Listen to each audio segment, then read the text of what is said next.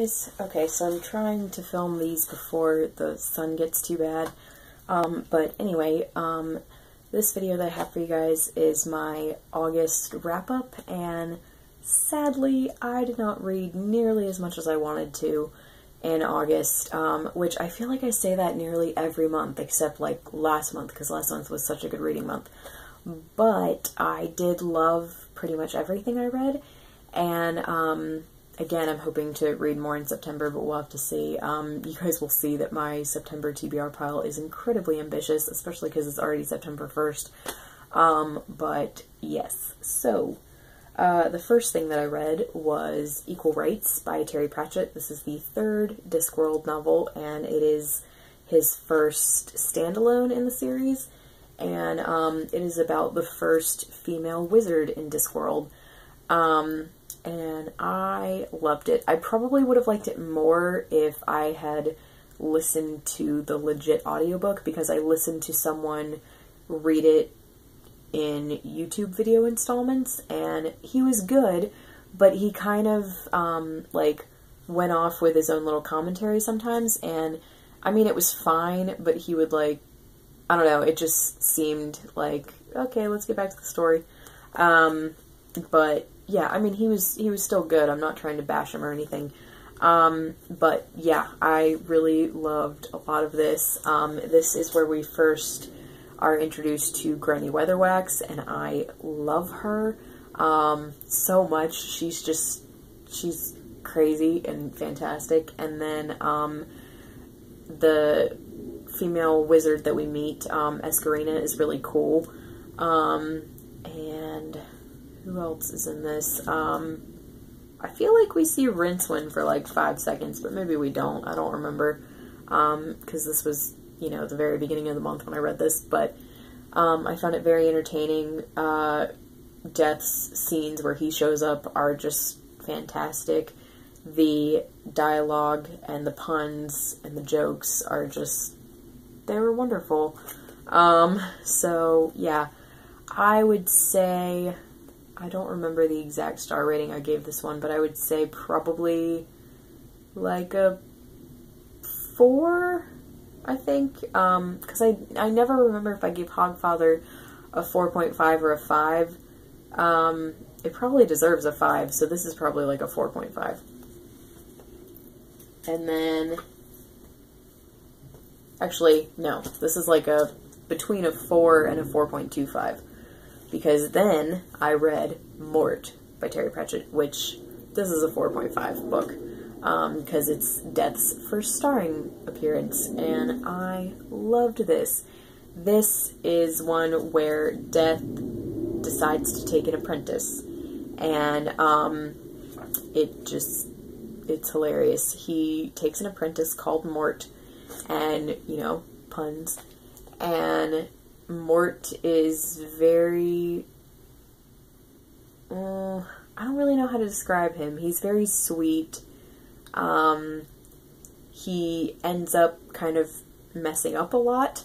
But I mean, when you're Death's apprentice, I don't know how you would, like, get that all right on the first go. But anyway, yeah, so he ends up messing things up a bit.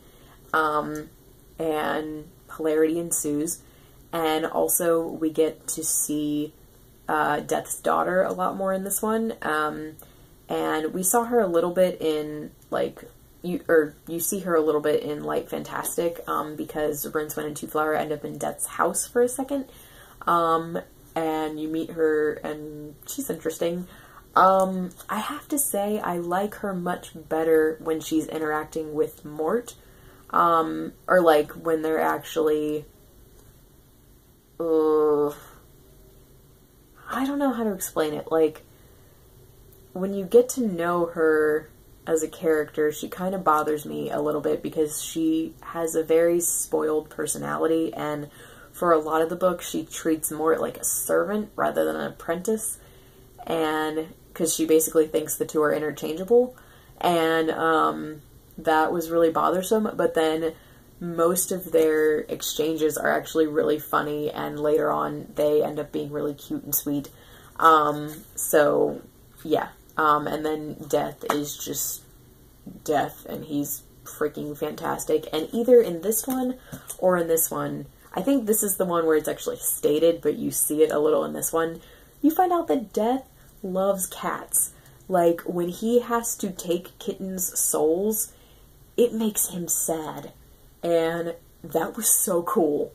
I was like, oh my gosh, like, you're actually sad that you have to do this. Like, that's so great.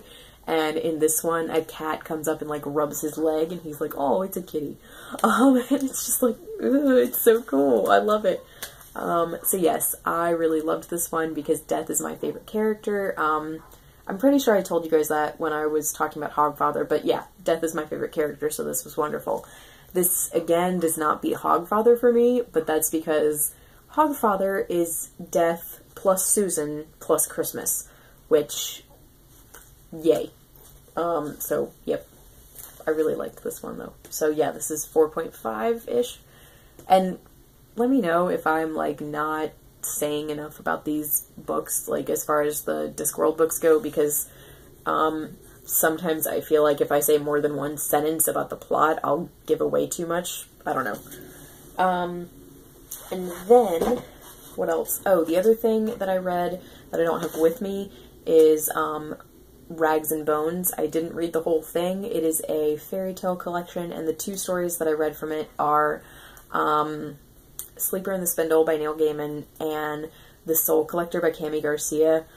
Honestly, I loved them both, but I'm gonna say I liked Soul Collector slightly more, and, I mean, Neil Gaiman is my favorite author, so nothing against him. That story was amazing, but I really liked, like, I've just been really into Rumpelstiltskin as a character recently, because of Once Upon a Time, because I love Robert Carlyle so much, and Robert Carlyle as Rumpelstiltskin that's my favorite character that he's ever done.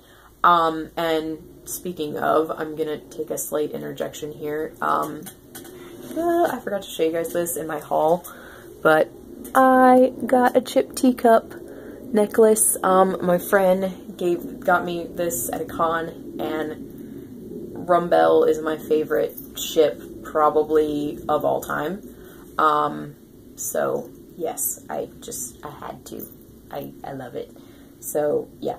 Okay, I just wanted to say that real quick. But anyway, so because I've been really into Once Upon a Time and Rumpelstiltskin's character, I was just more in the mood for Cami Garcia's retelling, and the way that she did it, like, it was just so interesting. And, again, Sleeper in the Spindle was really good. It's like a mashup of Snow White and Sleeping Beauty, and I think maybe the reason why that one was slightly off for me is because A, it didn't have the pictures with it like the original book does, and also, or maybe, I don't know, maybe that was recently done, but anyway, and also, I kind of thought that it was going a certain way, and then it went completely the opposite way, and normally that's fine, but I was just, I don't know what was weird about it for me. I was like, wait, what? No, what? So, but I don't know, it was still great. His writing is amazing, and I did actually predict the ending right before it happened, which is totally fine, because if I predict the ending, like, in the beginning of the book, I'm like, well, this sucks, but if I predict it, like, right before it's about to happen, I'm like, oh my gosh, like, this is so cool, and that's what happened with Sleeper in the Spindle. So I really loved both of them, but of the two, I was more in the mood for Soul Collector, so I probably liked it a little bit better, even though I pretty much hands down like Neil Gaiman's writing better. So yes, liked those two, and didn't read any other story in the book, had to return it to the library.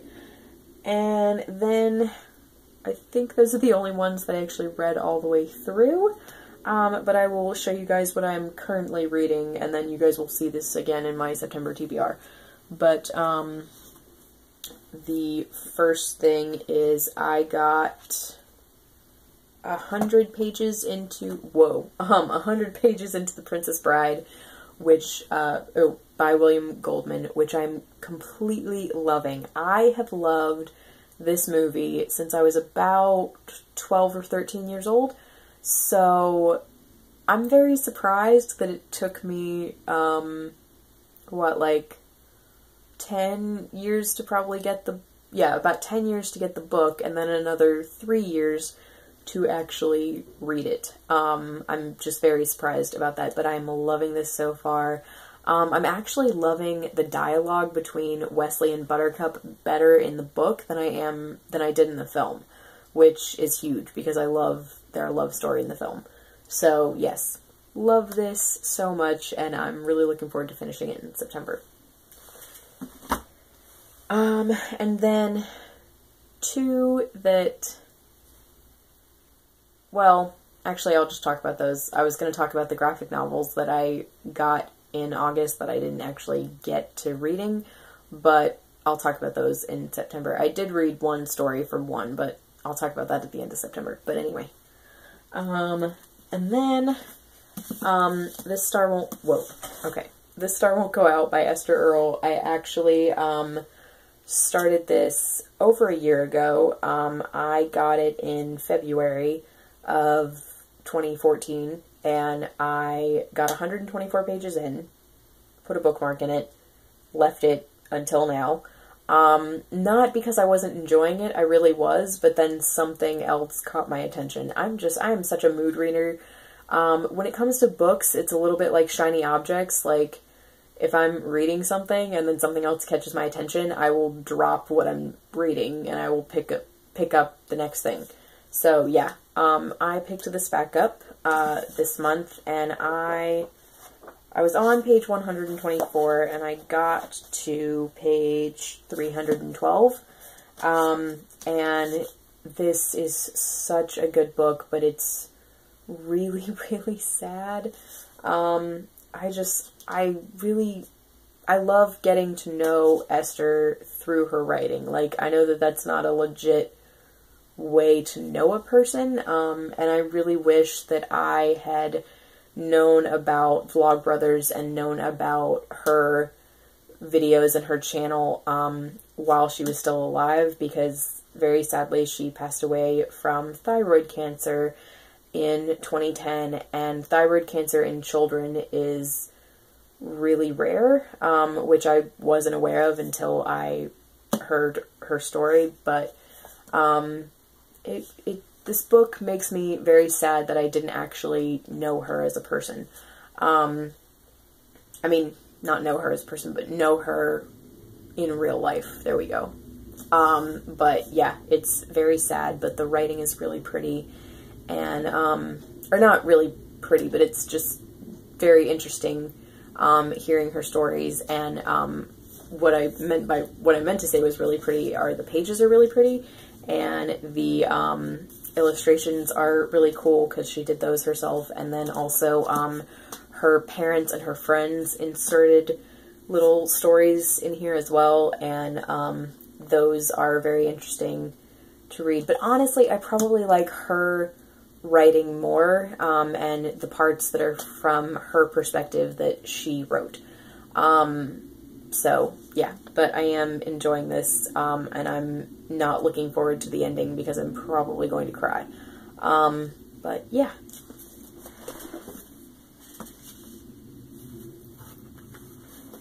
And then I couldn't remember if this was July or August, but I am about 100 pages into Mansfield Park, and I don't remember if I started this in August or if I started it back in July and was continuing it in August, because if I was continuing it in August, I did not get to it. So yeah, but anyway, really enjoying this so far, but I need to pick it back up. But I have all these library books that are more immediate. But anyway, yeah, so I need to get to this. And I'm also listening to that. And then we have Sorcery by Terry Pratchett, which I lost my page, unfortunately, but in the audiobook, I know that I have 2 more hours to go, and it's like a 7-hour audiobook. So I am probably at least 2/3 of the way through. I think I have something like 100 pages left or something. But yes, I am very much enjoying this, but I did enjoy Mort more. This is the 3rd Rincewind novel, and I really like these. Like, I love all of them, but I do think that Rincewind's cycle, or the Rince cycle, is one of my lesser favorites of the branches of Discworld. But I am enjoying this, and I was enjoying it a lot more within the last 100 pages or so. I just think that it got more laugh out loud funny. Like, I would just be walking around cleaning my room, and something would be said in the audiobook where I would just laugh, and that's mostly been in the last 100 pages. So, yeah, very much enjoying this. And yeah, I think that's it for August. I'm sorry that I showed you mostly books that I'm in the middle of rather than books I finished. I should have finished a lot more, but I didn't. But yeah, hopefully in September. Anyway, thank you guys so much for watching, and my next video will be my September TBR. Bye.